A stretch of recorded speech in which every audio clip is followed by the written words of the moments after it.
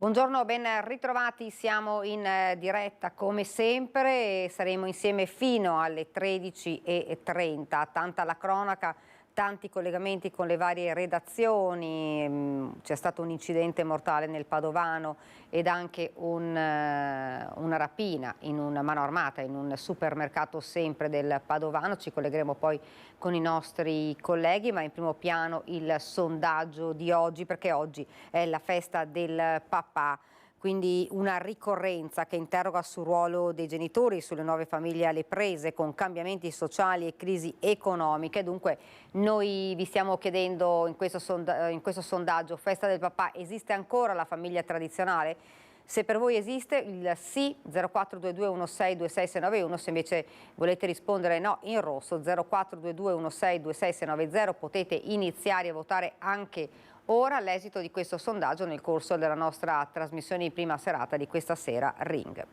Abbiamo detto c'è stato un incidente mortale nel Padovano. Io vedo già pronta la nostra Valentina Visentin. Valentina, buongiorno. Sì, buongiorno. L'incidente lungo la tangenziale di Padova al confine con Abano Terme, proprio sullo svincolo della direttissima, è avvenuto questa mattina intorno alle 8:50, ha coinvolto un'auto e una motocicletta Aprilia 125. Ad avere la peggio purtroppo il motociclista che è deceduto sul colpo. La dinamica dello schianto è al vaglio in questi momenti dalla polizia locale di Padova, è intervenuta sul posto. Purtroppo non ci sono telecamere di sorveglianza nella zona e quindi si sta cercando di ricostruire la dinamica attraverso i rilievi e le testimonianze dell'automobilista presente al momento dello schianto. Cosa è accaduto? Secondo una prima ricostruzione, la motocicletta che proveniva da Abano in direzione Padova si sarebbe scontrata con un'automobile che invece viaggiava in senso di marcia opposto. Il Centauro infatti sarebbe stato catapultato nella corsia opposta, dove è stato investito dall'auto che non ha potuto evitarlo. Sull'asfalto non sono nemmeno visibili i segni della frenata. L'immediato anche l'intervento dei medici del SUAM 118, che però non hanno potuto far altro che constatare il decesso del motociclista. Dalle prime informazioni che sappiamo si tratta purtroppo di un ragazzo molto giovane, tra i 20 e i 21 anni, di Abano Terme. Sul posto anche la polizia locale che sta ascoltando il conducente dell'auto che si è scontrato con il motociclista. È un uomo di Firenze di 57 anni che viaggiava con la moglie. Come da prassi verrà sottoposto all'alcol test. Non è chiaro, proprio perché non ci sono telecamere di videosorveglianza della zona, se ci sia anche un altro mezzo coinvolto, quindi un terzo mezzo che avrebbe anche involontariamente provocato la sbandata fatale. Il motociclista è deceduto sul colpo, la sua moto si è incastrata sotto l'auto che proveniva dal senso di marcia opposto. Ovviamente maggiori aggiornamenti su questa tragedia, sull'ennesimo incidente stradale che ha macchiato di sangue le nostre strade, tutti gli aggiornamenti nelle edizioni serali dei nostri telegiornali. Intanto da Padova è tutto, linea allo studio. Grazie davvero a Valentina Visentin. Lo sappiamo, insomma, il Veneto è davvero un fanalino di coda sugli incidenti stradali, tanti, troppi anche i mortali già nell'inizio del 2024. Ma continuiamo con la cronaca e rimaniamo nel Padovano. Rapina al supermercato a Villa Tora di Saonara, dove due banditi si sono presentati alle casse con una pistola. Paura a Villa Tora di Saonara, dove due banditi armati di pistola hanno fatto irruzione nel supermercato Prix, affrontando le cassiere, minacciandole e costringendole a consegnare l'incasso, circa 900 euro, per poi fuggire. Una rapina durata pochi istanti. I due, entrati come semplici clienti, in realtà avevano il volto coperto con sciarpe e cappelli e si sono diretti verso le casse, facendosi consegnare i soldi sotto la minaccia di almeno una pistola, non si sa se vera o giocattolo. I due banditi sono poi fuggiti a piedi, dileguandosi rapidamente, forse attesi all'esterno da un complice in auto. Sul posto i carabinieri di Legnaro e di Piove di Sacco, mentre per fortuna non si sono registrati feriti. Le indagini si baseranno sulle testimonianze di dipendenti e clienti, ma anche sulle immagini delle telecamere di videosorveglianza, comprese quelle pubbliche lungo le strade. Rimaniamo sempre nel Padovano. Sabato sera ad Este un'anziana titolare di un mini market di via Principe di Savoia è stata rapinata da un giovane di colore che armato di coltello le ha chiesto il denaro della cassa. Dammi soldi, ho fame, ha detto il giovane, che una volta ottenuti 30 euro della cassa prima di scappare ha ringraziato la stupita negoziante.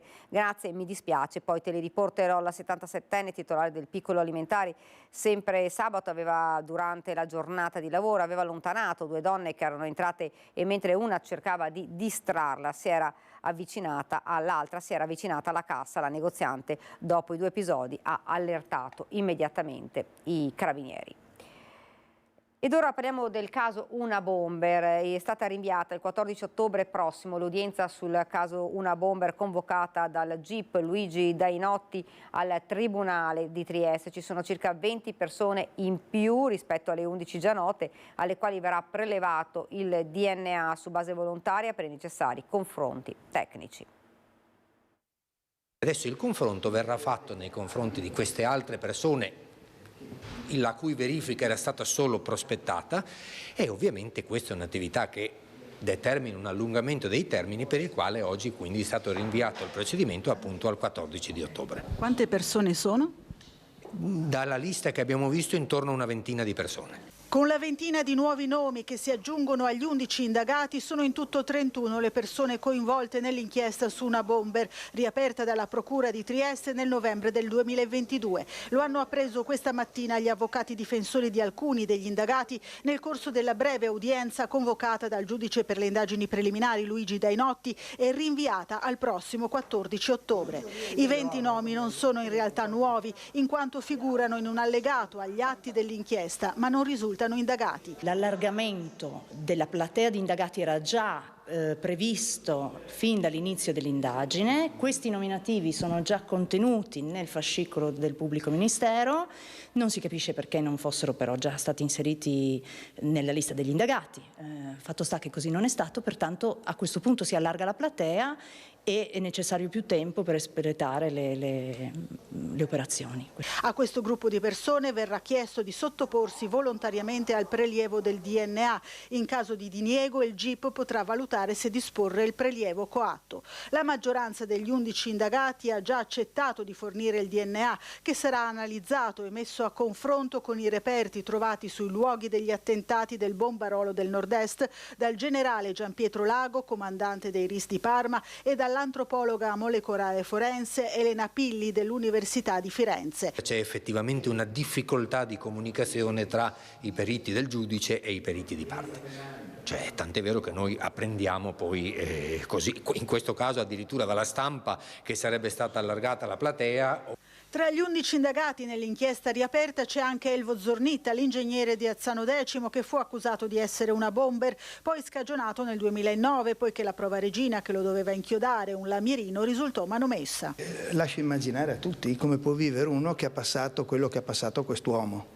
Ci sono 20 anni che dentro il tritacarne ne ha passate di cotte e di crude immeritatamente, perché io sono ultra convinto che lui sia assolutamente estraneo, ha pagato un conto veramente eccessivo. Provate a immaginare adesso a distanza di 20 anni che rientra dentro nel tritacarne. Ci spostiamo ora a Verona per un infortunio sul lavoro. Un operaio è rimasto gravemente ferito ad una mano in un incidente avvenuto questa mattina in un'azienda che produce abrasivi per il settore navale e automotive a San Giovanni Lupatoto. L'uomo, per causa in corso di accertamento da parte degli ispettori dello Spisal del LUS 9 Scaligera, ha subito un grave trauma da schiacciamento che gli ha provocato la semi-amputazione di una mano. È stato soccorso dai sanitari del 118 e trasportato all'ospedale di Borgo Trento, dove i medici faranno il possibile per ricostruire l'arto. Sul posto anche i carabinieri di San Giovanni Lupatoto. Ed ora continuiamo sempre con la cronaca e ci spostiamo nel Padovano. Andranno a processo un gruppo di nomadi accusati di aver commesso 17 truffe agli anziani tra le province di Padova, Treviso e Vicenza. Le vittime dei raggiri erano tutte ultra ottantenni, colpi compiuti tra l'agosto del 2022 e il febbraio del 2023.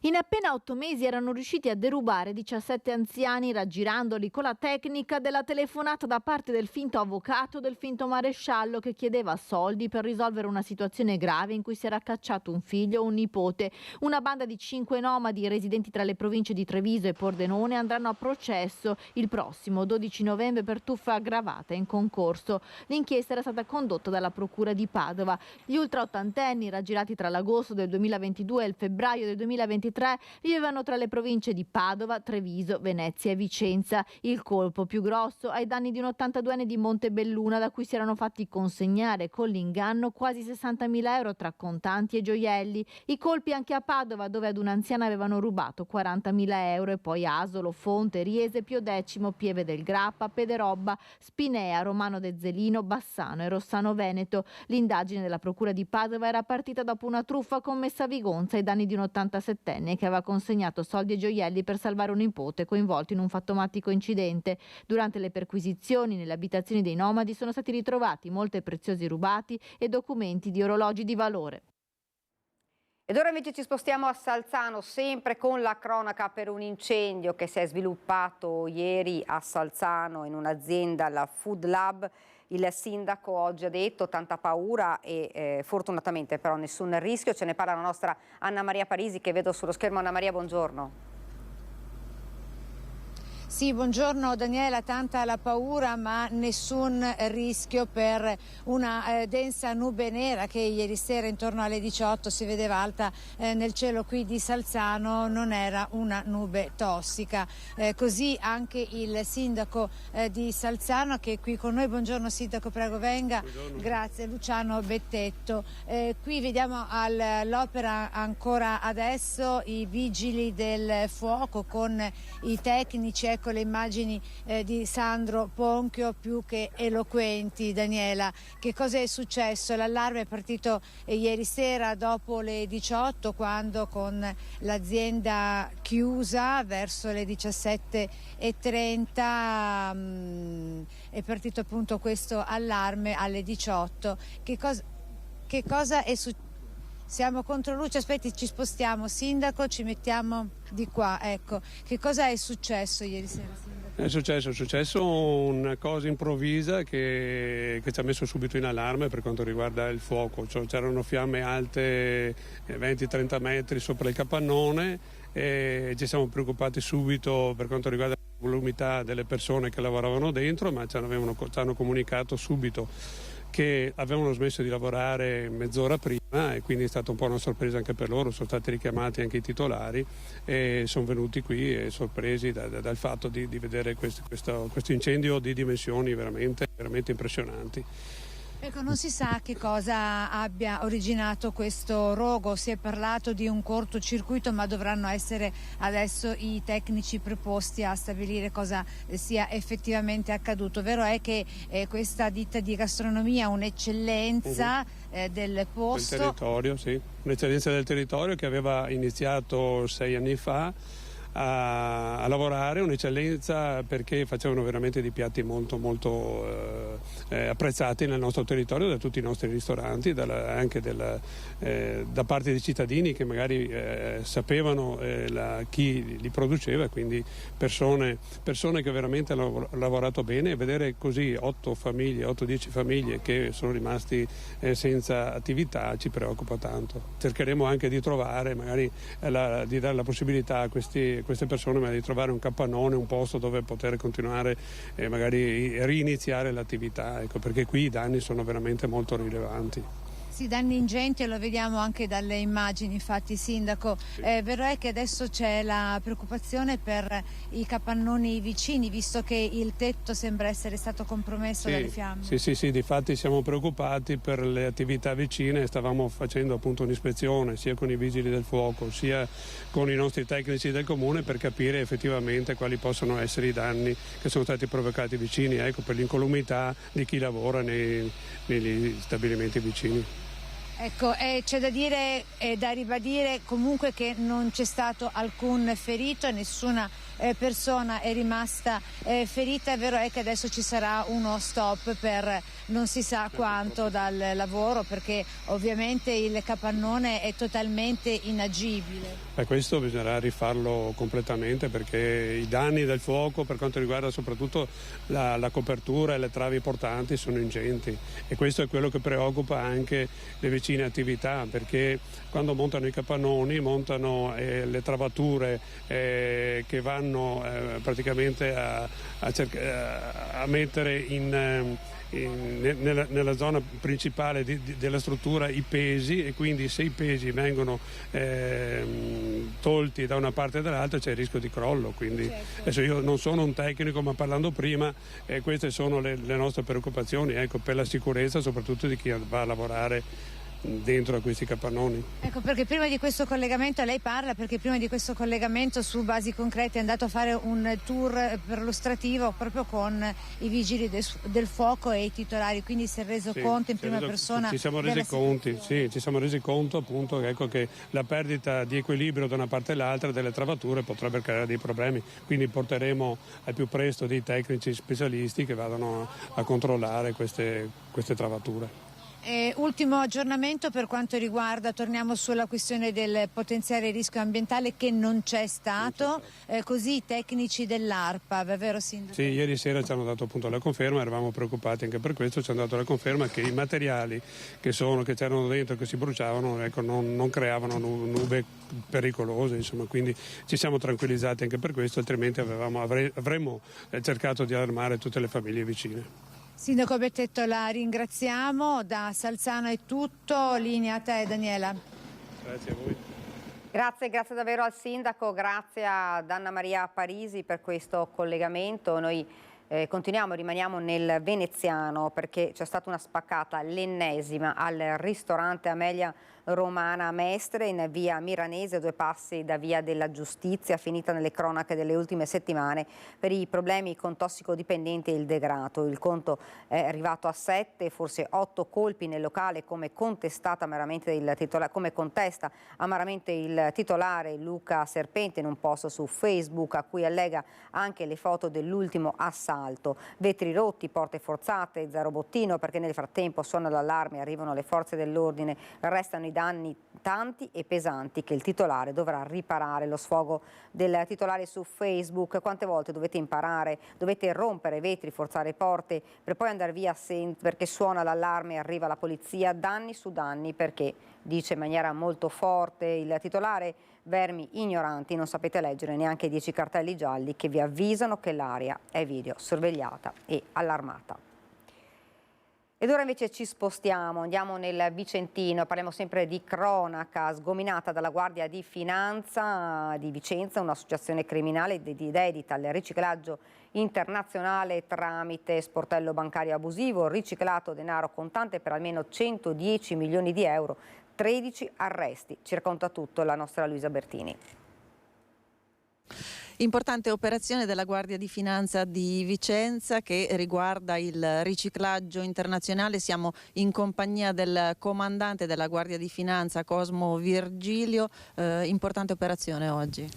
Sì, diciamo un'attività che abbiamo iniziato a novembre del 2021 sotto la direzione della Procura della Repubblica di Vicenza. Oggi su ordine del GIP di Vicenza abbiamo eseguito 13 ordinanze di custodia cautelare, di cui 8 in carcere e 5 domiciliari. Stiamo eseguendo un decreto di sequestro preventivo per circa 1,5 milioni. L'ipotesi è quella di un riciclaggio di denaro contante per circa 110 milioni di euro che sostanzialmente proviene da delle condotte di frode fiscale, di evasione fiscale di alcune società sostanzialmente operanti un po' in tutto il nord Italia, da Brescia, Mantova, Alessandria, Vicenza, Padova, Verona, che sfruttando una sorta di sportello bancario abusivo gestito da un soggetto di nazionalità cinese riusciva a trasferire all'estero denaro attraverso flussi finanziari giustificati da transazioni commerciali fittizie, cioè da fatture false, per poi retrocedere questa mole di denaro ai soggetti beneficiari della frode a un costo minimo di 1,5% dell'importo trasferito. Quindi sostanzialmente abbiamo intercettato circa 556 viaggi di cosiddetti spalloni che portavano grossi quantitativi di denaro contante. Ecco, lei prima faceva riferimento anche ad altre province coinvolte, ci sono perquisizioni in corso? Ci sono delle perquisizioni in corso, stiamo completando le operazioni anche grazie al supporto dei colleghi del posto, grazie anche all'unità cinofila Cash Dog, che è quella che ricerca il denaro contante. Riteniamo che nella giornata di oggi riusciamo a chiudere l'attività, che come dicevo è coordinata dalla Procura della Repubblica di Vicenza. Ecco, come avete sentito, un'operazione a livello internazionale che riguarda diverse province anche del nord Italia. Io ringrazio il nostro ospite, il colonnello Cosmo Virgilio. Grazie davvero Luisa Bertini, grazie al suo ospite. Noi continuiamo con la cronaca sempre dal Padovano. I fatti risalgono allo scorso ottobre. Una lite lungo la tangenziale si era trasformata in un'aggressione. Le versioni dell'automobilista e del motociclista sono diverse. In ballo c'è un'accusa di tentato omicidio. Ha chiesto di patteggiare il pasticcere di 28 anni accusato di tentato omicidio dopo la lite avvenuta in strada nello scorso ottobre a Limena.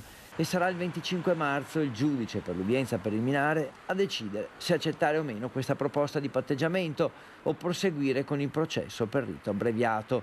Il pasticcere incensurato stava rientrando a casa da Padova a Limena lungo la tangenziale. Lì accade qualcosa. Il pasticcere arriva a casa seguito da un motociclista 32enne. I due si affrontano e spunta un coltello con il quale il motociclista viene colpito più volte. Le versioni sono ovviamente diverse, l'accusa è grave. Nel frattempo il pasticcere da allora è agli arresti domiciliari. Ed ora andiamo nel Triestino, il punto sul carcere Ernesti Marie di Trieste, le strutture detentive alternative con il sottosegretario alla giustizia Andrea Ostellari che ha svolto un sopralluogo alla struttura.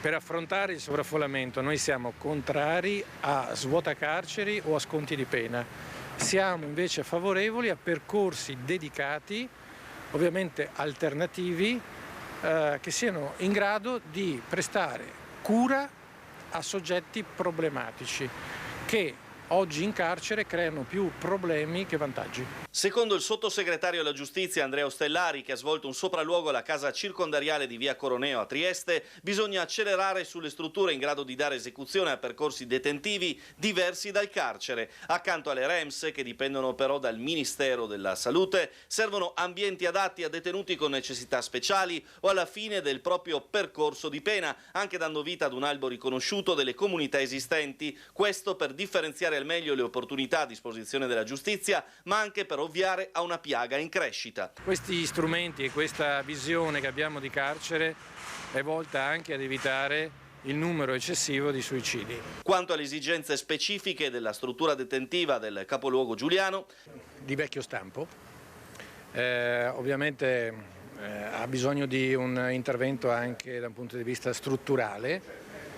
Ci sono delle idee che sono in questo momento in fase di lavorazione, che possono ovviamente ampliare i luoghi anche di esecuzione della pena, con dei luoghi adeguati per fare più trattamento, ovviamente, quindi più lavoro, unico strumento vero, reale e utile per insegnare ai detenuti che fuori non occorre ricommettere il reato, ma si può imparare una strada diversa che è quella della legalità. Stando al sottosegretario Ostellari, infatti, il 98% dei detenuti che partecipano ad attività lavorative, una volta usciti, non rientrano più nel circuito criminale. Quanto agli interventi più urgenti che verranno effettuati a breve al Coroneo, a breve che realizzeremo da un punto di vista di tecnologia, quindi anche ovviamente lato telecamere, lato videosorveglianze, e poi c'è questo problema degli spazi aperti che devono essere messi in sicurezza in maniera tale da poterli utilizzare a pieno, al 100%, perché oggi sono utilizzate poco. Ed ora lasciamo la cronaca, andiamo a Treviso perché la città come un set, e ce ne parla la nostra Sharon De Carlo. Sharon, a te la linea. Sì, buongiorno Daniela, buongiorno a tutti i telespettatori. Treviso si trasforma ancora una volta in un set cinematografico. Io sono in compagnia del sindaco Mario Conte, buongiorno. Buongiorno e benvenuti in questo set cinematografico.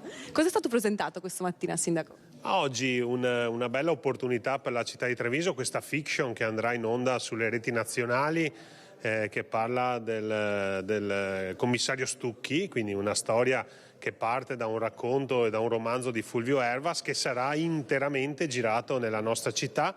A partire da ieri per 5 settimane ci sarà tutto il cast e tutto lo staff che lavorerà per questa produzione interamente nella nostra città e per le reti nazionali, quindi una grande opportunità per far conoscere le bellezze della nostra città attraverso il cinema. Non è la prima volta soprattutto, quindi Treviso ancora una volta set cinematografico. Come mai scelgono questa città? Ma non è la prima volta e speriamo che non sia l'ultima. Scelgono questa città perché è una città molto bella, ma soprattutto c'è una comunità che abbraccia gli attori, tutti coloro che lavorano anche dietro le quinte, che li fa star bene perché proprio parlando con gli operatori sono felici di lavorare in questa città. E poi è un set cinematografico naturale, nel senso che senza modificare nulla gli scorci, le piazze, le vie, le osterie si presentano perfettamente per delle immagini cinematografiche, quindi insomma noi siamo davvero tanto contenti perché è un modo diverso per raccontare la nostra città. È anche un'opportunità da un punto di vista economico-sociale? Assolutamente sì. Innanzitutto avere qui tutte queste persone che stanno lavorando per il cinema è bello, è importante, ma poi è un volano perché laddove sono state girate e sono state presentate delle fiction, poi c'è stato sempre un ritorno turistico molto importante e siamo convinti che anche Treviso saprà beneficiare di questa grande opportunità. Star di questa serie è l'attore Giuseppe Battistone. Sì, un mito della cinematografia italiana, ce l'abbiamo qui, abbiamo avuto l'onore di averlo in conferenza stampa e mi ha fatto particolarmente piacere il suo apprezzamento nei confronti della città e della nostra comunità. Daniela, devo chiederlo al sindaco, farà anche lei la comparsa un'altra volta? No. È scritturato? No, non vorrei rovinare questo bel lavoro che stanno facendo e quindi mi limiterò a guardare la fiction da casa. Grazie mille al sindaco Mario Conte. Daniela, è tutto, restituiamo la linea. Grazie davvero a Sharon. Noi ora ci fermiamo, una breve pausa pubblicitaria e poi torniamo di nuovo in studio con altri servizi ed altri collegamenti.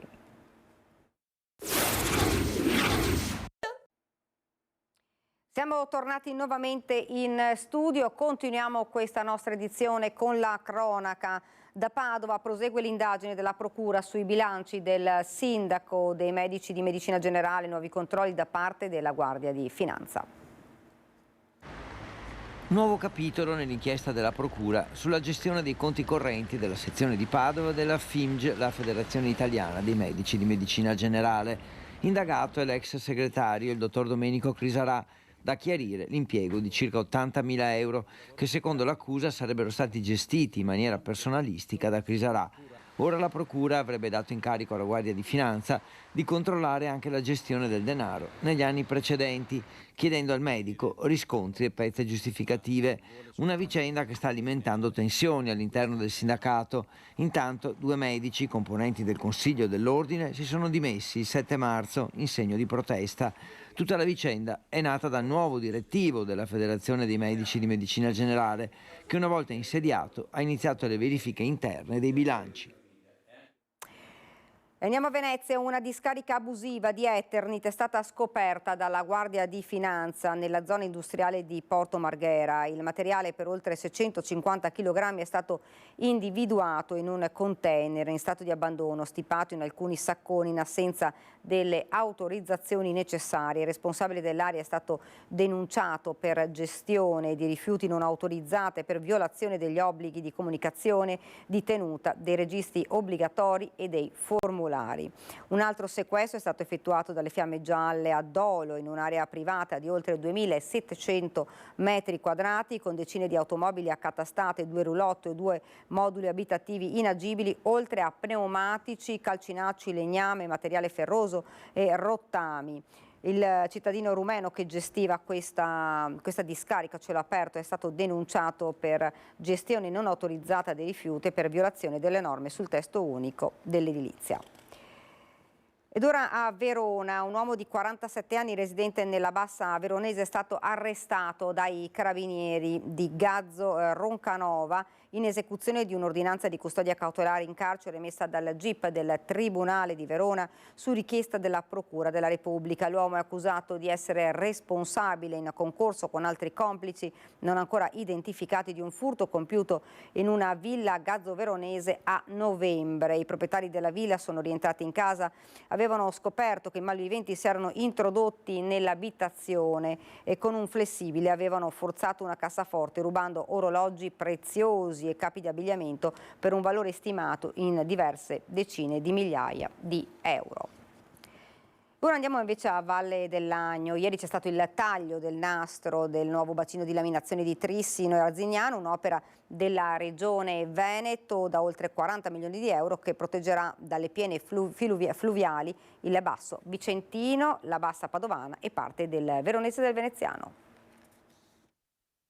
Ogni promessa è un debito, o meglio un impegno verso tutto il territorio, se parliamo di opere come il bacino di laminazione Agnoguà, sul taccuino delle infrastrutture da realizzare dalla Regione Veneto dal 2010, dopo la tragica alluvione nel Vicentino. Un investimento di oltre 40 milioni di euro, un bacino, quello di Trissino e Arzignano, costruito in 8 anni per proteggere e preservare dalle piene fluviali tutta la zona del Basso Vicentino, la Bassa Padovana e parte della provincia di Verona e Venezia. Sono 3 casse di espansione che riescono a contenere 3 milioni e mezzo di metri cubi d'acqua, 80 ettari di area interessata e che consentono di tenere la portata di questo corso d'acqua, l'Agno, al di sotto dei 300 metri cubi al secondo, che è una portata che poi scendendo a valle insieme all'altro bacino di laminazione che c'è più a valle, quello di Montebello, consente di far transitare nel territorio della Bassa Vicentina e Padovana una quantità d'acqua che consente di garantire la sicurezza dei cittadini. Un'inaugurazione del bacino solo formale, attivato infatti già durante l'ultima ondata di maltempo. Il bacino appunto l'abbiamo visto in funzione nelle scorse settimane e ha fatto naturalmente il suo dovere, ecco, quindi ha smaltito queste ondate di piena, evitando così ulteriori allagamenti in altri territori. Ha salvato il territorio? Sì, ha salvato il territorio in questo caso e quindi possiamo dire che è un'opera ben fatta e ben realizzata che è arrivata a compimento, quindi dobbiamo ringraziare in questo caso la Regione Veneto. Un'area verde di 80 ettari completamente riqualificata e a servizio dell'intera comunità. Oggi abbiamo inaugurato un'opera che ci fa fare 2 scalini in più, uno per la sicurezza idraulica, che è la cosa per cui è nata quest'opera, ma uno anche, insomma, parliamo di qualità di vita, credo che oggi a Trissino possiamo dire di avere un qualcosa per fare qualità di vita, perché queste passeggiate, queste piste ciclabili immerse nel verde ovviamente sono una riprova. Ieri anch'io con la mia famiglia sono venuto qui e vedere 1 migliaio di persone tutte felici, dall'anziano alla persona, al bambino, che frequentavano questo posto, credo che sia la vittoria più grande. Ed erano in centinaia i cittadini presenti all'inaugurazione, una folla che racconta l'importanza dell'opera per tutto il territorio. I cittadini, quando vedono l'amministrazione che lavora e produce, sono presenti per ringraziare e per riconoscere questo lavoro. Se vivi di chiacchiere i cittadini non vengono. Insomma, un taglio del nastro affollato, come avete sentito dal servizio, erano davvero tantissimi cittadini del territorio presenti per l'inaugurazione del nuovo bacino. Noi abbiamo raccolto la loro voce, un'opera, ci hanno detto, che aspettavamo da tempo, siamo felicissimi. Una folla di cittadini di Arzignano e Trissino, ma non solo, famiglie, studenti, anziani o semplici curiosi da tutto il territorio veneto. Un bacino di laminazione, quello delle piene del fiume Agnoguà, il 23esimo nella regione, già in azione durante il maltempo di inizio mese, che ha visto per il suo debutto ufficiale la presenza di un'intera comunità. È importante perché vedere questa laminazione è uno spettacolo, oltre che serve per tutto, serve anche per l'ambiente. Lei è un cittadino di? Di Trissino. Noi abitiamo qui vicino e siamo spesso qua col parco giochi, con i nipoti e fatto una bella opera, insomma. Perché contiene, per salvare i paesi dalle inondazioni dell'acqua. Quindi un'opera che aspettavate tutti? Certo che sì. Preserva appunto dei disastri che si possono verificare, insomma, con abbondanti piogge. Abbiamo già visto che, insomma, è servito, insomma, già adesso. Finalmente hanno finito le opere qua che aspettavamo da tanti anni per salvare il territorio. Si è visto anche nel 2010 cosa è successo qua a Trissino, case sotto acqua, no, veramente siamo veramente contenti, penso la popolazione sia veramente contenta. Bacini che salvano le città questi. Beh sì, ci voleva, per fortuna che li hanno fatti. Abbiamo aperto questa nostra prima edizione con un mortale nella tangenziale che da Padova va ad Abano Terme. Avete sentito, un motociclista è morto, si tratta di un ragazzo giovanissimo, in attesa di darvi anche l'identità della giovane vittima. Parliamo ancora di sicurezza delle strade, dall'ippodromo di Treviso l'appello delle mamme che hanno perso i loro figli proprio sulle strade. Non c'è giustizia, solo dolore. Le istituzioni ci ascoltino. Noi non abbiamo avuto giustizia, per niente. Davide è stato travolto da un poliziotto ubriaco e non ha fatto un giorno di carcere. E non ne farà neanche uno. Siamo qua per chiedere giustizia, quella giustizia che noi non abbiamo avuto. E forse la parola giustizia, quella più ricorrente e carica di significato nella serata voluta da Mirella Tuzzato all'ippodromo di Treviso, dove tante mamme hanno portato la loro esperienza. Storie di vite interrotte, di tanto troppo dolore per chi resta, ma anche la volontà di fare qualcosa, di smuovere le istituzioni. Che noi, penso che tutte noi associazioni dobbiamo incominciare a collaborare insieme. Non guardiamoci chi è la più brava, chi è la meno brava, chi è la protagonista, chi non è la protagonista.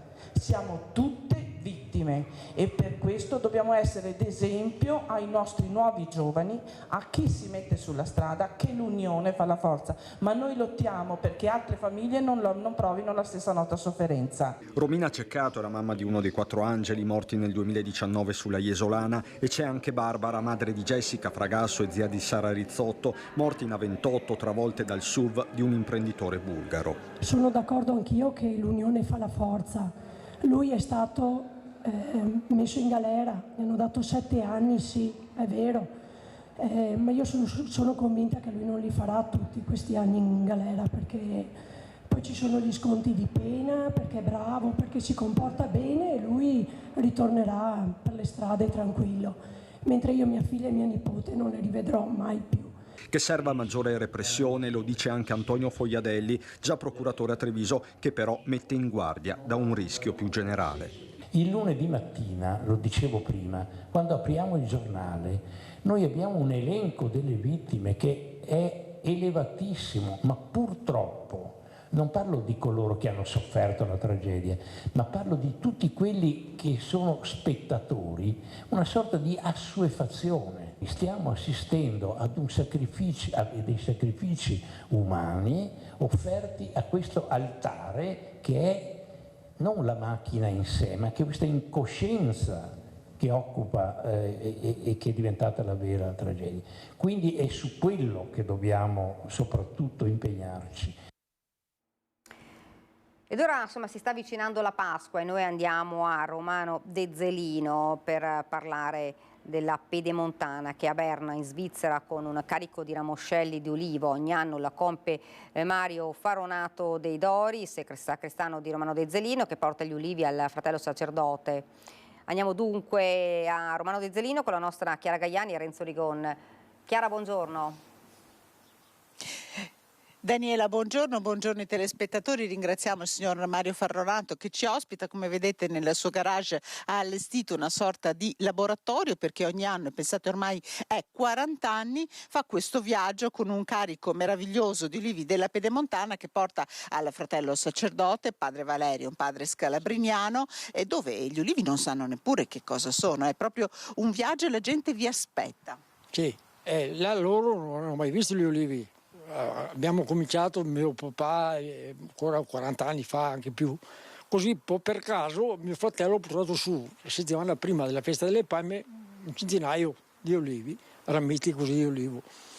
E da lì abbiamo cominciato. Dopo da Berna lui è passato a San Gallo, lì a San Gallo anche là ha sempre continuato. Dopo da San Gallo ha fatto 3-4 anni in Germania, dopo è tornato a Basilea E allora quelli da Berna hanno detto ma adesso ci lasciate senza, no? E così continuiamo con questa tradizione un po' per noi.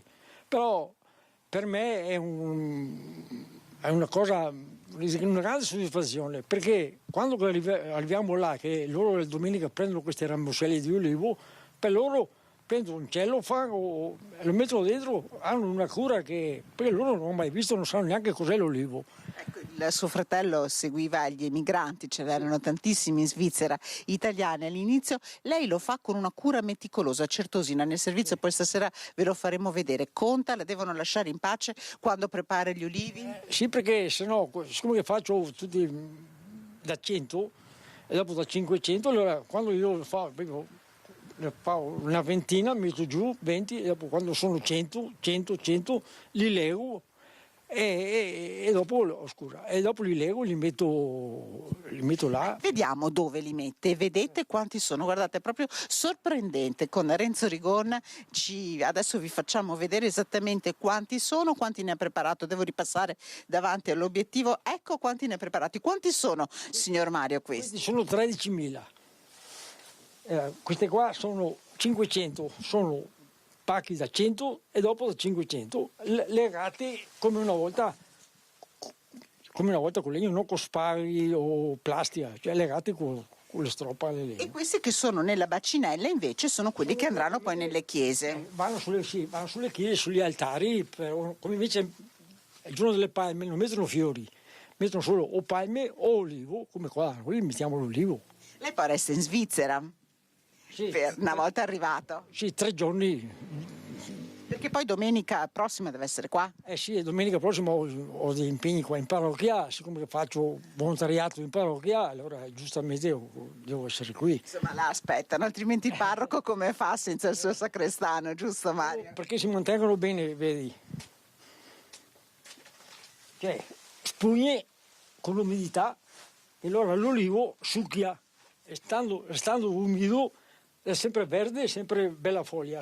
E infatti sono davvero verdissimi. Se no in 3 giorni le foglie crescono tutte.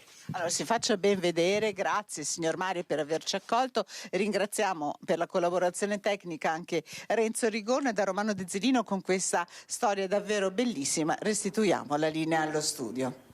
Grazie davvero a Chiara Gaiani. Noi continuiamo a parlare di lavoro perché non solo il Comune ma l'intera città metropolitana di Venezia sta diventando l'ultima del Veneto per stipendi, tasso di occupazione e instabilità del lavoro, l'allarme della CGIL che chiede più risorse per l'industria. Venezia sta diventando l'ultima provincia del Veneto, ultima in termini di occupati, ultima in termini di tasso d'occupazione. I dati del Ministero delle Finanze indicano Venezia come il comune capoluogo con il reddito pro capite più basso di tutto il nord-est. La CGIL rilancia l'allarme per l'intera provincia che si candida ad essere la più povera del Veneto. In controtendenza col resto della regione, nel 2023 la crescita del tasso di occupazione della città metropolitana è stato quasi nullo rispetto al 2022, il dato peggiore dopo Rovigo, e spesso si tratta di lavori poco retribuiti e precari. Nel nostro territorio l'unica economia che continua a crescere e ad avere un numero di occupati dignitoso è l'economia turistica. Ma questa economia sta creando un lavoro che sempre i dati evidenziano è un lavoro precario, con condizioni, come abbiamo più volte sottolineato, non adeguate, sia in termini retributive che soprattutto anche in termini di tempi di lavoro. Come per il Comune di Venezia, anche per la città metropolitana, secondo il sindacato servirebbero politiche di sviluppo che vadano oltre il turismo, un comparto che, dati alla mano, si è rivelato gravemente insufficiente nel reggere da solo le sorti dell'economia. L'industria non dà segnali di ripresa, le costruzioni rimangono stabili e c'è una forte riduzione delle attività di servizi non direttamente collegati al turismo.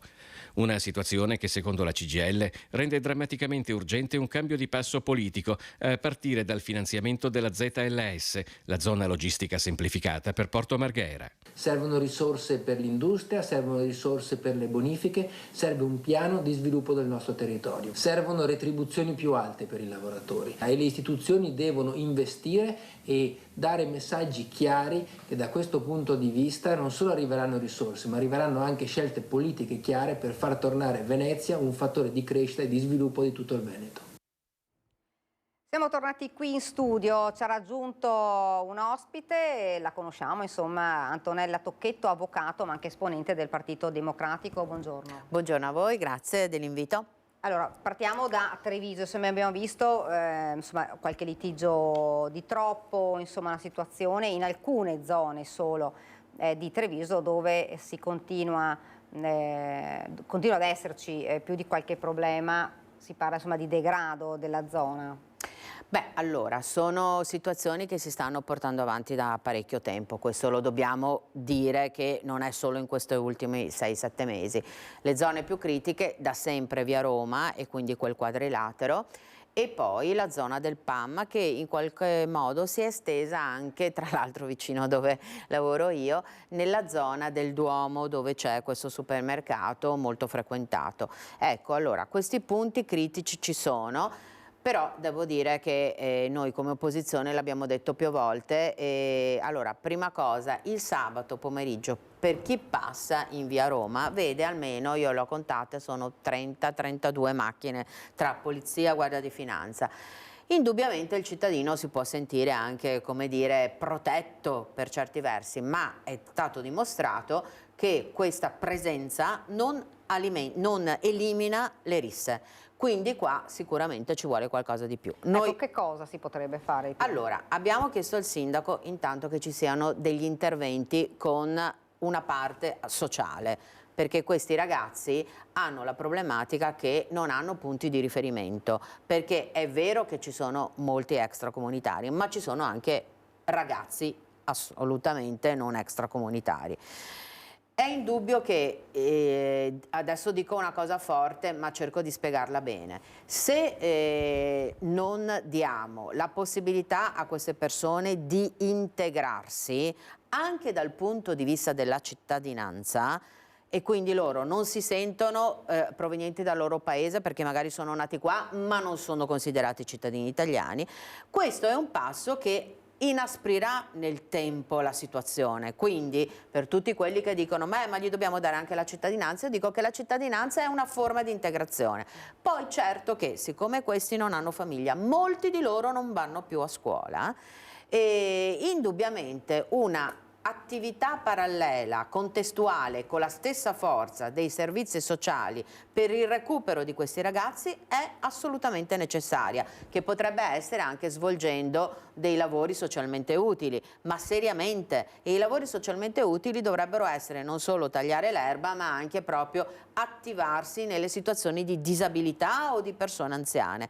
Però è dimostrato che seppur ogni sabato ci sono 30 macchine della polizia, la questione non si è risolta e anzi in qualche caso si è spostata anche in altre zone della città.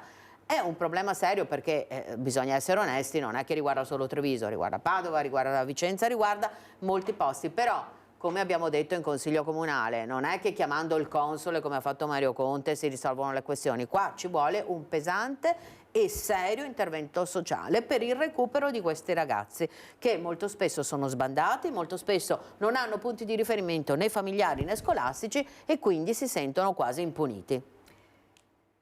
È un problema insomma perché abbiamo sentito non solo cittadini ma soprattutto gli anziani sono quelli che in verità sono più preoccupati perché passano, hanno paura insomma di essere aggrediti, hanno paura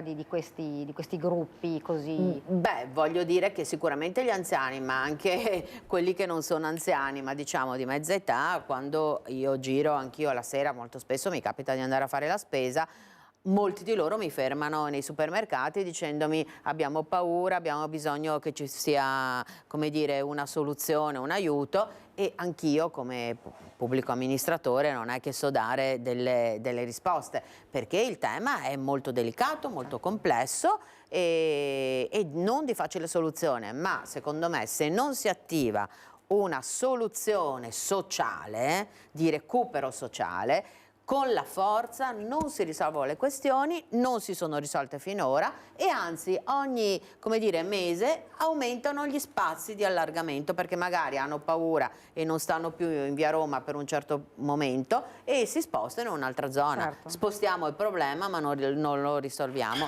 Saluto anche il collega Stefano, di cui sono molto contenta di conoscerlo perché è un mio caro amico. Ecco, ci ha raggiunto l'avvocato Stefano Pietrobon perché parleremo poi anche di un altro tema importante che è quello delle minacce ai docenti, lo sappiamo più volte è accaduto, e minacce che purtroppo poi creano davvero paura fra gli insegnanti. Adesso c'è una legge, ce la spiega magari l'avvocato Pietrobon. Buongiorno a tutti, ancora saluti all'avvocato Tocchetto, ad avere una carissima amica e naturalmente a lei, dottoressa Sizia. Mi riallaccio perché sono riuscito a cogliere una delle ultime frasi, se non vado troppo fuori tema, dell'avvocato Tocchetto, quando parla soprattutto di persone anziane che hanno il timore di questi atti aggressivi posti in essere da questi ragazzi, soprattutto da queste gang, da questi gruppi non organizzati di giovani. Mi permetto, e non è una battuta, di sollevare un po' il problema di dove nasce questa, ma credo che conoscendo l'avvocato Tocchetto Antonella ne avrà parlato, da dove nasce questa che io chiamo una rabbia, perché questa aggressività è manifestazione di rabbia e la rabbia sta diventando purtroppo la cifra del nostro vivere quotidiano. Mi permetto di dire che mi è capitato di subire atti aggressivi, verbali naturalmente, da parte di persone anziane nostrane. Le posso chiedere, perché andiamo un attimo in pubblicità, però torniamo subito in studio.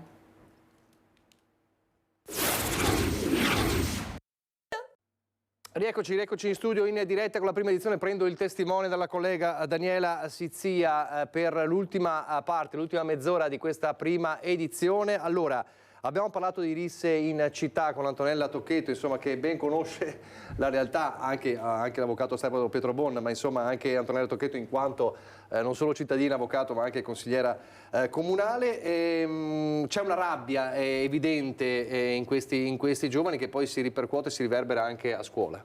Sì, effettivamente mi ero interrotto prima della sostituzione e queste manifestazioni di aggressività da parte dei giovani ovviamente disvelano una condizione di rabbia evidente, perché la vediamo non solo in questi ma in tanti altri, diciamo, episodi che in città. Dicevo prima anche alcuni anziani, mi è capitato di essere aggredito da alcuni anziani che magari vanno in contromano e mi permetto di richiamare al rispetto delle regole, per cui è davvero un problema con il quale dobbiamo confrontarci. Una rabbia che tra le tante manifestazioni ha anche quella dei genitori che aggrediscono gli insegnanti. I genitori che aggrediscono gli allenatori, il genitore che prende a male parole, se non peggio, l'allenatore perché non fa giocare a sufficienza il suo pupillo, che è convinto che sia il nuovo Baggio o il nuovo Maradona. E per far fronte a questo fenomeno, in particolare l'aggressione nei confronti del corpo docente, è stata introdotta pochi giorni fa, una quindicina di giorni fa, una nuova legge che inasprisce sostanzialmente le pene nei confronti di chi aggredisce il corpo docente, con particolare riferimento al caso in cui l'autore dell'aggressione sia il genitore o comunque colui che esercita la responsabilità genitoriale. Cosa cambia? Allora, è stata introdotta un'aggravante generale, per cui tra le tante varie aggravanti che si applicano un po' tutti i reati, ce n'è una nuova che prevede un aumento di pena nel caso in cui la persona offesa appartenga al corpo docente, e questo vale per qualunque tipo di reato. Poi è stato modificato il reato di minaccia a pubblico ufficiale, articolo 336 del codice penale, che prevede un aggravante fino alla metà della pena nel caso in cui l'aggressore sia un genitore o comunque chi esercita la responsabilità genitoriale. E lo stesso aggravante pari alla metà, quindi la pena base più la metà, nel caso di oltraggio a pubblico ufficiale, la classica offesa che si rivolge agli appartenenti alle forze di polizia. Questa modifica normativa introduce un problema e francamente da giurista, modesto forse quale sono, ma da giurista rilevo una evidente incongruenza, perché questo aumento di pena fa sì che per questo tipo di reati sia possibile l'arresto Allora noi stiamo cercando di, almeno nelle parole dei politici, di ridurre le occasioni di arresto, di carcere, di misure diciamo repressive di questo tipo, e al tempo stesso quindi la destra proclama e la sinistra punisce attraverso questi strumenti che sono totalmente inutili, perché già le pene e disposizioni punitive che c'erano erano assolutamente sufficienti a punire eventuali condotte illecite. Ma allora io penso che il tutto parta dalla sentenza della Corte di Cassazione del 2014 che estendeva appunto il pubblico ufficiale all'insegnante anche al di fuori delle lezioni, e da questo punto di vista qua un'estensione ci sta. È che, ribadiamo una cosa, mi sembra che questo governo per qualsiasi criticità faccia sempre delle nuove norme punitive, e forse, diciamo così, non è che si risolvono le questioni in questo modo qua. Certamente sono cambiati i tempi rispetto a quando facevamo il liceo io e Stefano, che insomma siamo quasi coetanei, dove io se prendevo un brutto voto o ero indisciplinata le prendevo da mia mamma, non certo veniva punito la professoressa Cainaro, che saluto perché so che guarda spesso questo programma del liceo, che era molto severa. Certo che però adesso, come ha spiegato bene l'avvocato Pietrobon, c'è un'esagerazione che va al di là di ogni ragionevole situazione, perché per qualsiasi cosa, per una ripresa, un brutto voto, un'assenza, una firma sul libretto falsa, la colpa è dei professori e non può essere così. Io penso che bisognerebbe trovare un giusto modo.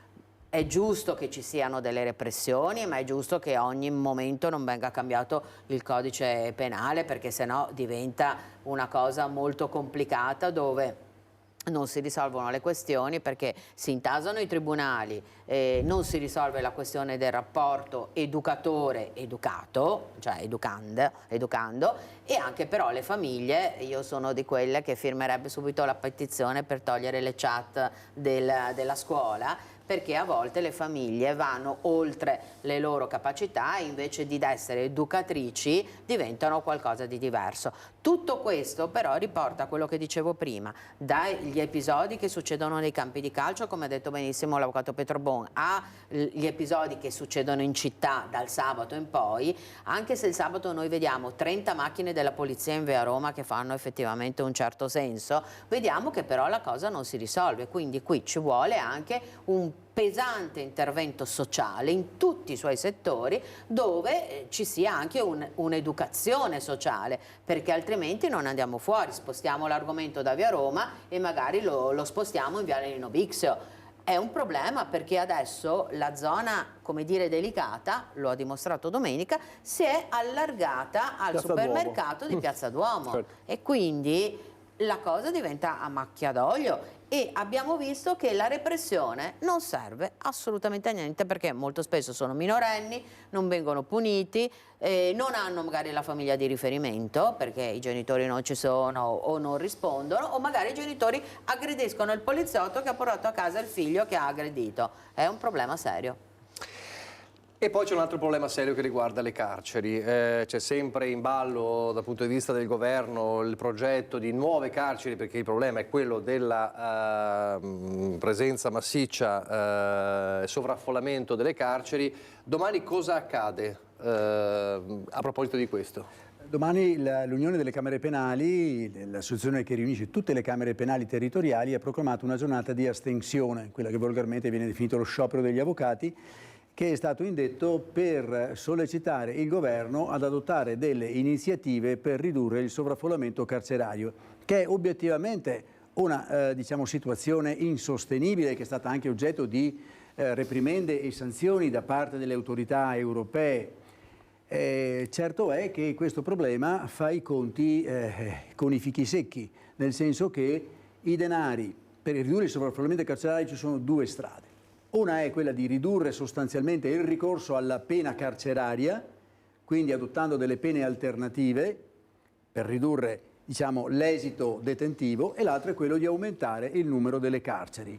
Diciamo che nessuna delle due è risolutiva e soprattutto bisogna fare i conti con le risorse. Creare nuove carceri può essere anche abbastanza, il ministro Nordio parlava di riattare le caserme dismesse. Riattare una caserma dismessa ha dei costi importanti, a quali bisogna aggiungere il costo del personale che poi deve andare lì a lavorare, che non può essere sottratto dalle carceri attuali che già sono spesso sotto organico. Tocchetto, da qualche parte bisogna iniziare, quindi il problema del sovraffollamento, lo sottolineava Pietro Bon, le nuove carceri, è facile dirlo se poi bisogna mettere in campo fondi e uomini per adattare le caserme. Allora bisogna intervenire da un altro punto di vista, forse? Allora, indubbiamente bisogna intervenire da un altro punto di vista. Io credo che anche Nordio, che la allora, il ministro Nordio, ma lo dico come battuta, è uno che noi conosciamo perché lo vediamo in città, non è il ministro intoccabile che nessuno conosce. Quindi con Nordio, appena lui è stato nominato, abbiamo avuto anche una serie di incontri anche come ordine degli avvocati e diciamo così, la dico in maniera molto televisiva, la faceva facile, vero? Molto. Stefano la faceva, invece si è reso conto che le problematiche sono molto complesse perché prima di fare nuove carceri, io non sono una penalista, ma l'avvocato Pietro Bon, che è un ottimo e bravissimo penalista, lo può dire. Io non vado tanto in carcere, sono andata raramente, ma quelle volte che sono dovuta andare per lavoro qualche anno fa, mi nominavano magari come tutore di qualche persona detenuta, cioè ho visto che all'interno ci vorrebbe una ristrutturazione del carcere. Allora, prima di fare nuove carceri, sicuramente almeno risistemiamo le condizioni di quelle attuali. E dall'altro lato ci sono un sacco di reati che effettivamente potrebbero in qualche modo evitare il carcere. Bisogna lavorare molto su delle riforme serie, ma noi in tutti questi anni, lo dico da centro-sinistra al centro-destra, si fanno solo le cose di emergenza. E alla fine nemmeno Nordio, che di carcere qualcosa ci capisce perché almeno faceva quello di mestiere, nel senso che era un giudice, non riesce a porre mano. Sono riforme che richiedono non elezioni, perché qua siamo sempre in emergenza elettorale, richiedono governi stabili per almeno 5-10 anni che possano decidere seriamente. E quindi io non voglio fare nuove carceri, ma voglio almeno sistemare le condizioni attuali di quelle che ci sono adesso, che oggettivamente sono sovraffollate e anche in condizioni pessime. È uno dei problemi che è stato sottolineato l'apertura dell'anno giudiziario anche in Veneto, non è solo l'unico, ma insomma è uno dei punti forse cruciali. Sì, sicuramente è un problema del quale si parla da, ripeto, decenni, ed evidentemente appunto ci sono succedute tutto il caleidoscopio dei colori politici al governo e nessuno di questi ha trovato alcuna minima soluzione.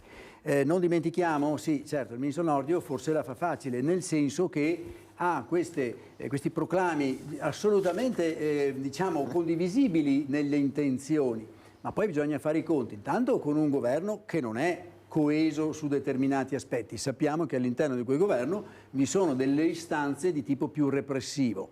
Vi sono poi istanze di tipo economico, pensiamo al ministro Giorgetti che ogni 3x2 andrà a rappresentare i conti dello Stato che non consentono determinate soluzioni. Diciamo, eviterei i proclami e cercherei di trovare un ubicon system, cioè un punto diciamo, che raduni diciamo, le opinioni di tutti gli elementi del governo, per individuare una soluzione che, ripeto, non può essere carceri aperte, perché dopo ritorneremo al problema di cui parlava prima l'avvocato Tocchetto e in parte anch'io, e cioè di questi fenomeni di aggressione, di violenza di strada, che da parte della collettività ottengono una risposta in senso repressivo che alcuni esponenti politici non ovviamente perdono tempo a raccogliere. Bene, grazie. Allora io ringrazio davvero Antonella Tocchetto e Stefano Pietro Bon per questo sguardo un po' su quello che accade nel mondo della giustizia e anche nella città di Treviso. Noi adesso lanciamo la pubblicità e fra poco con il colonnello Marco Turrini, che torna a trovarci, parleremo di truffe e non solo. A fra pochissimo. Pubblicità. Grazie. Oltre 1.100 si trovano a Trieste, 1.400 nella sola Lignano. Gli appartamenti per affitti brevi in Friuli Venezia Giulia rappresentano un giro d'affari stimato in 110 milioni di euro, frutto della presenza di circa 4.200 alloggi, inclusi nell'offerta online di locazioni per un tempo limitato.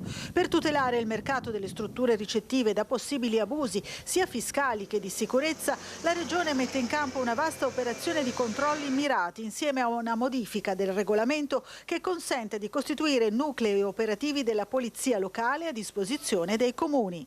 Friuli Venezia Giulia ed in particolare l'area triestina sta vivendo negli ultimi anni un boom pazzesco dal punto di vista delle presenze turistiche. Il Friuli Venezia Giulia però non era capace di attrarre, di ospitare tutte queste persone e, complice anche la proliferazione delle piattaforme web, il tema degli affitti brevi è assolutamente esploso. Da qui la necessità di organizzare dei corsi di formazione per gli agenti di polizia locale, e c'è stata una collaborazione preziosa anche con Federalberghi su questo tema per far emergere il nero, fare in modo che innanzitutto tutti rispettino le regole, anche perché rispettare quelle regole vuol dire garantire una concorrenza leale tra gli operatori del settore. Il Friuli Venezia Giulia è la regione italiana che registra la maggior percentuale, il 73%, di posti letto da strutture extra-alberghiere. I motivi vanno ricercati principalmente nel rapido incremento del turismo in regione e nell'altrettanto veloce sviluppo delle piattaforme internet dedicate a bed and breakfast e agli affitti brevi. E ricordiamoci tra l'altro che oltre alle imposte statali si paga anche l'imposta di soggiorno, e l'imposta di soggiorno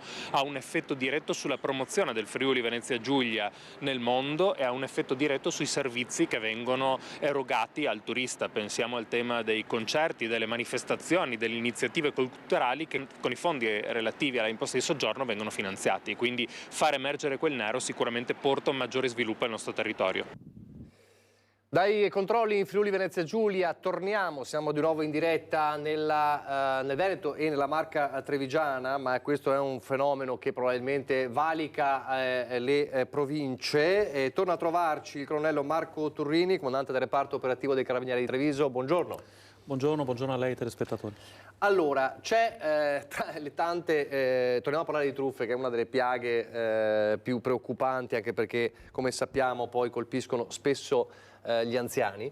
C'è una, ma non solo, c'è una tipologia nuova, non ci facciamo mancare nulla, insomma, sul fronte delle truffe. C'è una tipologia nuova e molto preoccupante. Allora, se ci vuole spiegare come funziona questa nuova truffa, anche per mettere in guardia chi ci sta osservando. Sì, abbiamo già avuto modo anche in questi studi di parlare di queste truffe che vengono effettuate da malintenzionati che, fingendosi avvocati piuttosto che appartenenti alle forze dell'ordine, piuttosto che emissari di società di pubblica utilità, della luce, del gas, effettuano queste telefonate molto spesso appunto a persone anziane, persone sole, e con una scusa ovviamente riescono a ottenere denaro e finti risarcimenti a fronte di presunti incidenti stradali magari patiti da loro congiunti.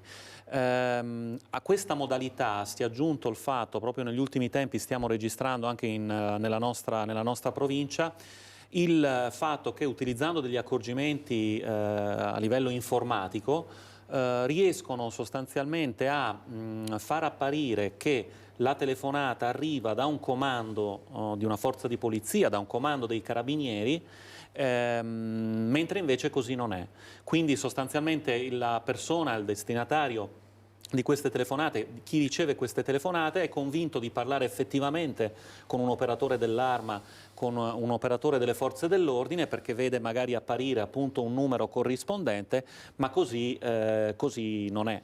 Quindi sostanzialmente, grazie anche al fatto che se ne parli, probabilmente c'era maggiore attenzione poi su questo tipo di truffe, quindi i truffatori hanno trovato un escamotage, hanno capito che probabilmente bisognava affinare questa truffa. Sì, diciamo è una delle tante varianti che vengono utilizzate da questi malviventi senza scrupoli, che effettivamente cercano sempre nuove modalità per riuscire ad ottenere poi un primo contatto, per poi avere altri emissari che poi si recano fisicamente presso le abitazioni dei nostri anziani, o anche comunque di persone che inavvertitamente, ripeto, rispondono positivamente alle loro richieste. Quindi come fare?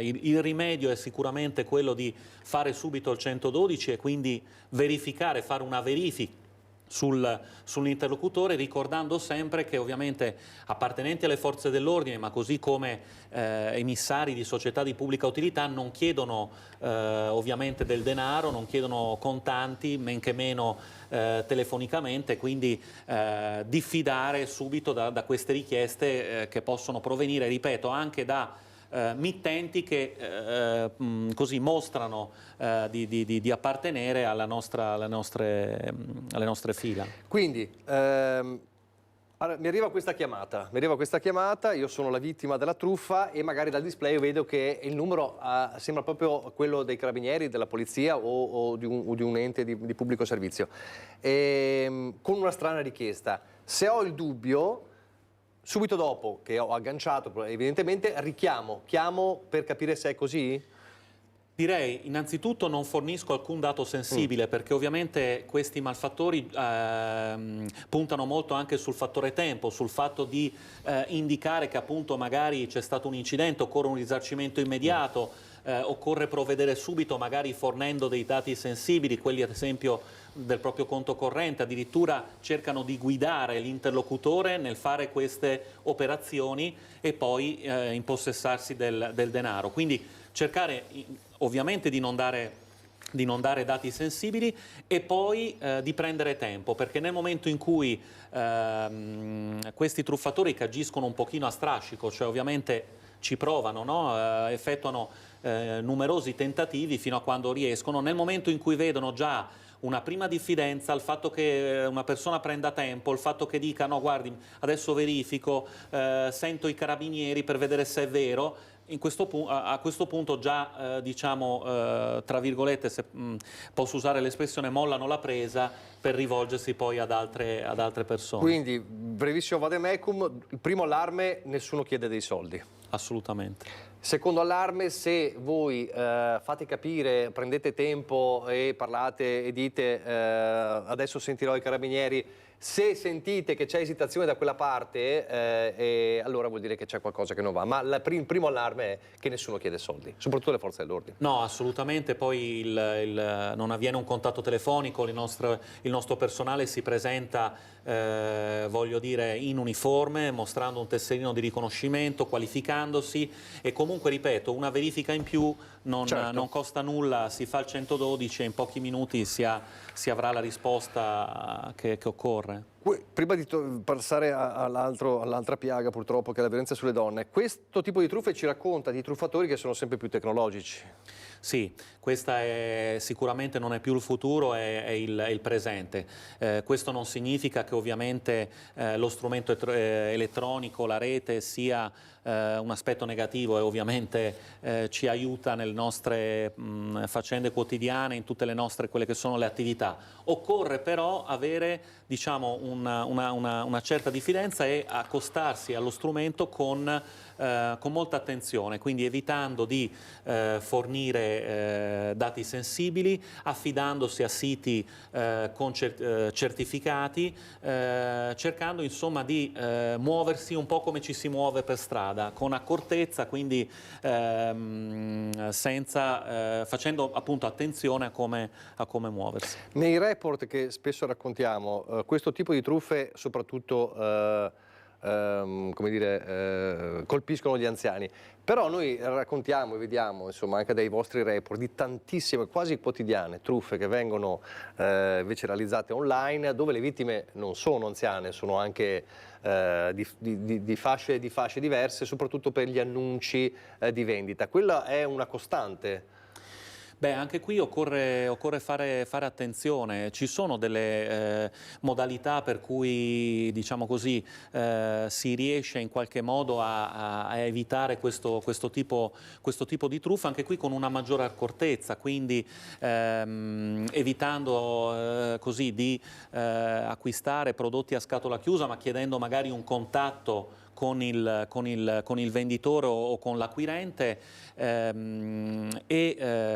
appunto diffidando anche da quelle che possono essere occasioni molto facili. Ci capita, poi diciamo sono truffe che queste che avvengono anche in particolari periodi dell'anno. È un classico nel periodo ad esempio primaverile estivo, la pubblicazione di siti, di annunci economici che riguardano magari locazioni, le case vacanze, posti, certo. esatto, in posti di villeggiatura e così via. Anche qui attenzione a verificare ovviamente quelli che sono i prezzi che vengono offerti, magari per località lontane, prestigiose, che ripeto, richiedono magari un esborso economico che non è quello che viene prospettato. E poi ecco, vale anche per le truffe di cui parlavamo prima, essere il più possibile, essere noi a fare il primo passo, cioè essere noi a chiedere il maggior numero possibile di informazioni, perché nel momento in cui il truffatore dall'altra parte vede che c'è un'attenzione, diciamo un'attenzione al particolare, un'attenzione al dettaglio, molla la presa. Loro ovviamente dov'è che approfittano? Approfittano sul fatto di intervenire in velocità, magari offrendo il facile affare, ed è questo il caso, oppure appunto incutendo timore nella persona anziana, che molto spesso, ripeto, è una persona sola, una persona che magari ha problemi di salute e che quindi può avere effettivamente difficoltà. C'è un altro dato, e questo non è una costante, ma è un aumento che possiamo leggere in due modi diversi, ovviamente maggiori violenze oppure maggiore consapevolezza. Parliamo del codice rosso, parliamo della violenza sulle donne. Ci sono più denunce e questo, tra virgolette, è un bene perché c'è maggiore consapevolezza. Da Giulia Cecchettin in poi qualcosa evidentemente è cambiato, ma resta il fatto che sono costanti.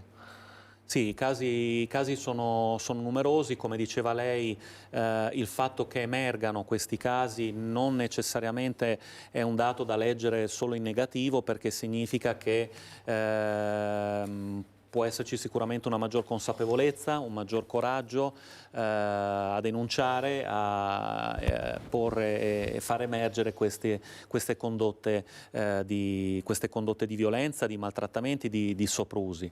Da questo punto di vista anche la normativa, la più recente, la legge Roccella, che è entrata in vigore ai primi di dicembre, sicuramente favorisce un intervento ancora più veloce, ancora più spedito, perché è chiaro che quello che si vuole evitare è la reiterazione, la recidiva, il fatto che questo ciclo di violenza appunto possa essere interrotto prima che arrivi alle estreme conseguenze. Quindi ci sono tutta una serie di strumenti, non solo per le forze di polizia, quindi nel momento iniziale, quando si prende una prima cognizione di quello che è successo a una donna vittima di abusi, ma anche poi a livello processuale, per cercare di rendere diciamo questa attività specifica in questi casi di maltrattamento, in questi casi di codice rosso, sia la più veloce possibile. Del resto il nome codice rosso era nato proprio per significare questo, no? Che si vuole intervenire perché siamo in un caso assolutamente emergenziale. Questo non vuol dire che ci debba essere superficialità nella trattazione dettata magari da una volontà di fare in fretta. Cerchiamo di avere sempre degli operatori che da una parte facciano una lettura rapida di quella che è la situazione, in modo da poter informare il magistrato il prima possibile di quello che sta avvenendo, dall'altro però che vengano forniti degli elementi il più possibile circostanziati, quindi che ci siano degli elementi di riscontro, voglio dire, rilevanti, per poter poi per fare in modo che appunto le indagini possano avvenire con celerità ma anche con precisione. Come si supera quello che può essere secondo me un ostacolo, e cioè la paura a denunciare perché si teme che dopo la denuncia succeda poco? Ma diciamo che anche qui si supera essendo convinti che comunque nel momento in cui si affronta una problematica di questo tipo, parlo per la provincia di Treviso, ma credo ormai valga anche a livello nazionale, anche purtroppo sulla scorta degli episodi che sono avvenuti, nel momento in cui appunto si è vittime di questi fatti, bisogna avere la convinzione che si può avere di fronte poi una rete di attori che sono a disposizione per poter raccogliere queste problematiche. Quindi non ci sono solo le forze di polizia, noi abbiamo obblighi poi ben precisi di informazione nei confronti delle vittime di questi maltrattamenti, quindi di informarle che c'è circa appunto la presenza di centri antiviolenza, di strutture rifugio dove appunto la vittima di maltrattamenti può trovare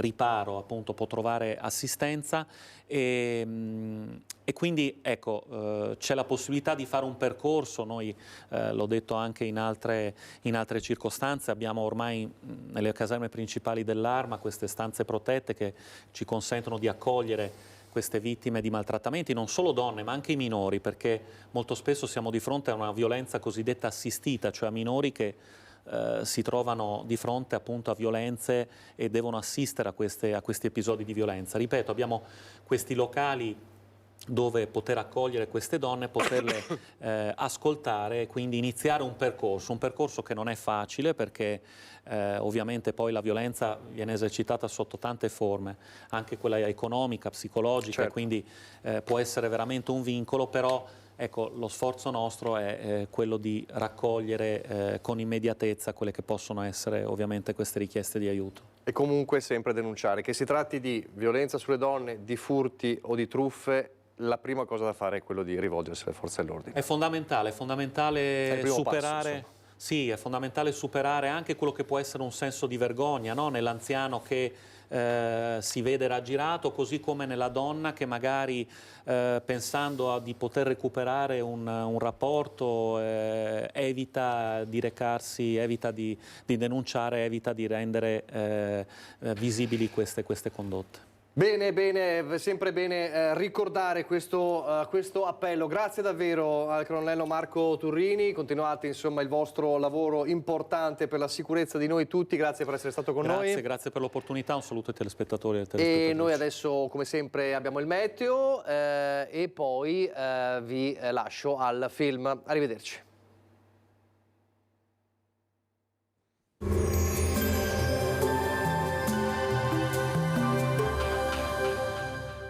Tremonti, impianti professionali per saldatura e taglio, riparazioni, taratura e calibrazione impianti a Montebelluna. Bentrovati al meteo. La perturbazione di passaggio a inizio settimana scorre via e la pressione torna ad aumentare. Vediamo il dettaglio di martedì 19 marzo. Sul Veneto sarà piuttosto soleggiato, in pianura avremo foschie e nebbie nelle ore più fredde, in montagna locali annuvolamenti, soprattutto nelle ore pomeridiane. Temperature stazionarie, minime tra 5 e 9 gradi, massime tra 14 e 17 gradi all'incirca. Spostiamoci ora sul Friuli Venezia Giulia. Anche in questo caso avremo tanto sole con cielo da poco nuvoloso a variabile. Sulla fascia prealpina e pedemontana non si esclude anche qualche rovescio pomeridiano. Temperature minime sui 3-9 gradi, massime intorno ai 15-17 gradi. Infine diamo uno sguardo al Trentino Alto Adige. Sarà ampiamente soleggiato con appunto dei tratti soleggiati alternati ad annuvolamenti. Temperature minime sui 5-7 gradi, massime intorno ai 18. Dal meteo di Antena 3 per ora è tutto, grazie per l'attenzione. Arrivederci.